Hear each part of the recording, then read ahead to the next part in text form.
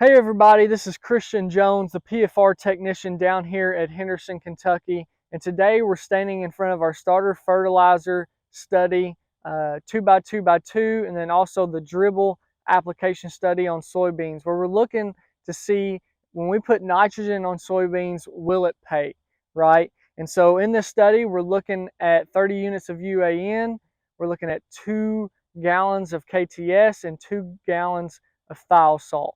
In the last 2 years, we've tested this on 30-inch rows using the 2x2x2 system, but we recognize that that system can be pretty expensive, especially if we're putting it on every row on our bean planter and if we're planting on 15-inch rows. So this year, we decided to look at putting nitrogen down with a dual dribble application on 15-inch rows.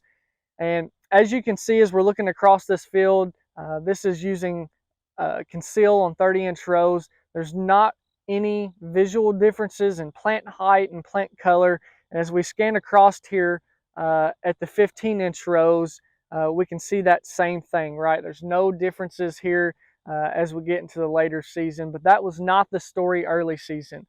Early season, we saw that the beans that had either nitrogen, KTS, or thiosol on them had a plant height advantage.